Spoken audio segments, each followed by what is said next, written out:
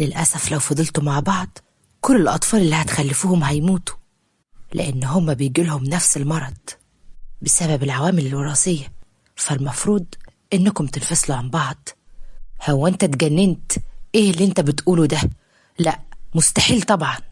اهدى يا عمر علشان خاطري. هو أنت مش سامعة هو بيقول إيه؟ أنا عمري ما هطلقك. سامعة بس هعمل إيه؟ يلا نمشي يا عمر. شكرا لحضرتك يا دكتور. وخرجوا هما الاتنين وعلى وشهم علامات الحزن، وركبوا العربية بتاعتهم، ورؤية كانت عمالة بتعيط.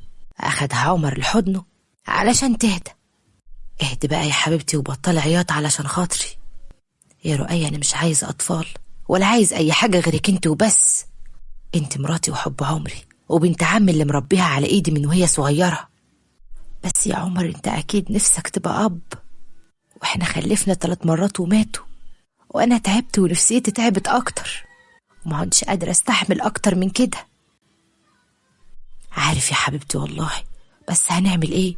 ده قدر ربنا وإحنا ما نقدرش نعترض، والحمد لله على كل حال. أكيد طبعا الحمد لله، أنا مش معترضة والله، بس أنا تعبت. يعني عاوزة تتطلقي يا رؤية؟ لا طبعا، أنت عارف أنا بحبك قد إيه وما أقدرش أستغنى عنك، بس يعني أنا عاوزاك تتجوز وتخلف علشان تبقى أب، وأنا كمان هعتبر ابنك ابني، وكده هنفضل مع بعض. إيه الكلام اللي أنت بتقوليه ده يا رؤية؟ مستحيل طبعا أتجوز عليكي. علشان خاطري يا عمر اعمل اللي أنا بقولك عليه علشان خاطري.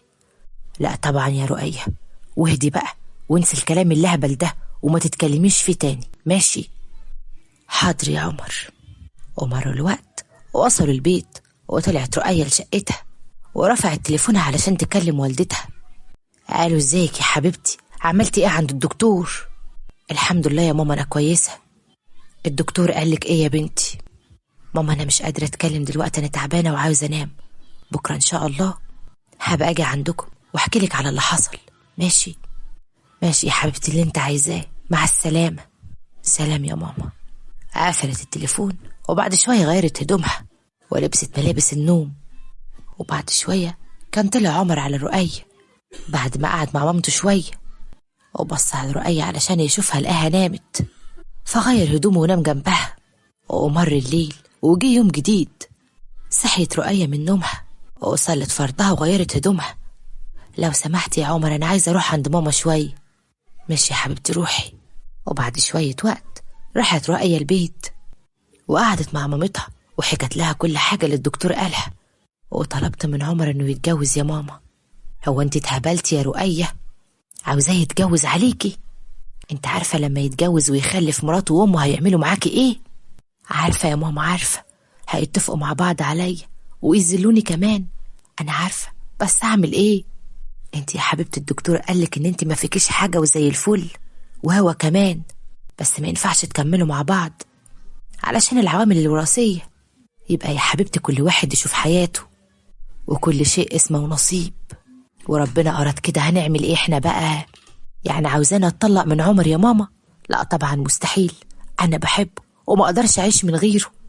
انا عارفة يا قلب امك، بس هو ده دلوقتي، انتوا كويسين وحياتكم حلو علشان لسه صغيرين، وبعد ما الايام تعدي والسنين تجري هتحسوا بالوحدة، وكل واحد هيبقى نفسه يتجوز ويخلف ويكون عنده ولاد، ولما يتجوز عليكي انت مش هتقدري تستحملي، ومسيرك برضه هتطلقي. يبقى من دلوقتي احسن قبل ما العمر يجري يا حبيبتي.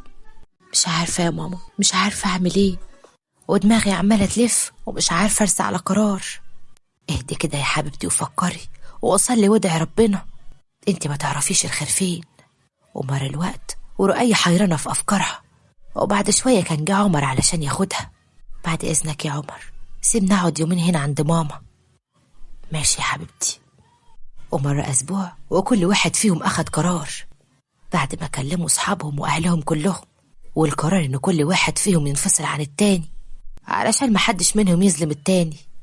راح عمر عند رؤية وقعد معها للمرة الأخيرة. دخل عليها الأوضة وكانت قاعدة بتبكي بشدة. قرب منها وأخدها في حضنه.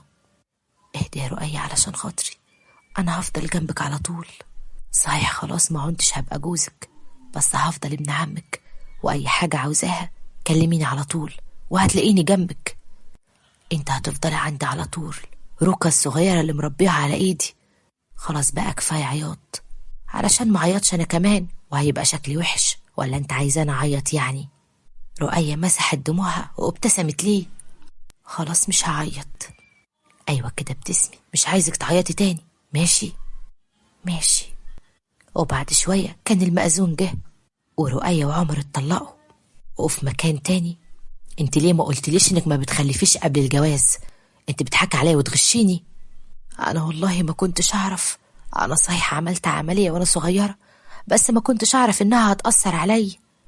بس اهلك كانوا عارفين وخبوا عليا. حرام عليك يا كريم، انت كده بتحاسبني على حاجة مش بايدي، ده قضاء ربنا وانا اعمل ايه يعني؟ كريم وهو بيحاول انه يهدى، وهو مش عارف ايه اللي جواه، وعارف ان ده قضاء الله وقدره، مسح دموعها وضمها لصدره.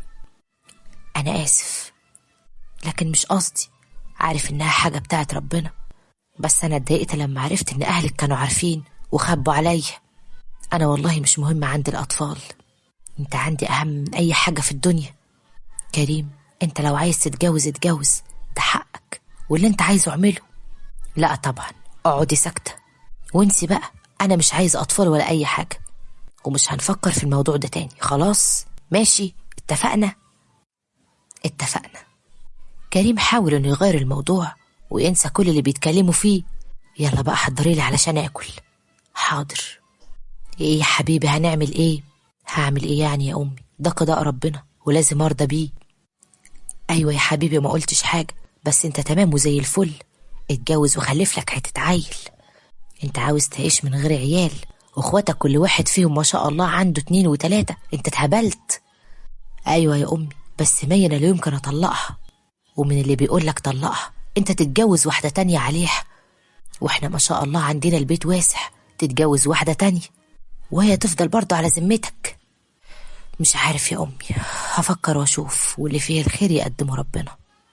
ومرة اسبوع وامه بتحاول تقنعه انه يتجوز، ومي كل يوم عن التاني حماتها بتكرهها اكتر واكتر، وكل يوم بيحصل مشاكل معاهم، وبيتهموا اهلها بالكذب والخداع، وهي ما بقتش قادرة تتحمل. وجي يوم والكل متجمع، اهل كريم واهل مي، وهما الاتنين مش طايقين بعض. طلقني يا كريم. انت اتجننتي؟ انت بتقولي ايه؟ بقول لك طلقني، لو راجل طلقني يا كريم. ماشي انت طالق يا مي. وانتهى كل حاجة، وبتنزل الكلمة على مي كالصاعقة، ولكن ما بينتش ليه ده. وبعد شوية المأذون جه وطلقهم من بعض. ومر شهور على طلاق عمر ورؤية، ومامة عمر بتدور على عروسة، وبعد وقت لقيت ليه واحدة مطلقة ومعها طفلة صغيرة، وهي صغيرة كمان في السن. يلا يا عمر بقى علشان نروح نشوفها. ماشي يا ماما. وراح عمر علشان يخطبها، وهما الاتنين قعدوا وتقبلوا بعض، وبعد وقت اتجوزها، ومرت الشهور وأنجبت له ولدين توأم، محمد وفارس. ومرت الشهور كمان على طلاق كريم ومي. ولما عرفت والدة كريم بطلاق رؤية وإن عدتها انتهت، وإن هما كمان قرايب، قالت لوالدتها عليها، وراح علشان يخطبوا رؤية. وبعد وقت اتجوزوا، ومرت الشهور وأنجبت له طفلة صغيرة وسموها فاطمة. أما مي اتجوزت ابن عمتها علشان كان بيحبها من هما صغيرين، ولما اتجوزت مي اتجوز هو كمان، وخلف من مراته ولد وسماه مالك. ولكن مراته توفت بعد ما ولدت الطفل على طول، وعاش مالك معاهم. وكانت مي بتحبه جدا وبتعتبره زي ابنها، وعاشوا كل واحد في سعادة مع التاني. وتوتة توتة وخلصت الحدوتة. استنونا في حكاية جديدة من حكاياتنا. أشوفكم على خير ومع السلامة.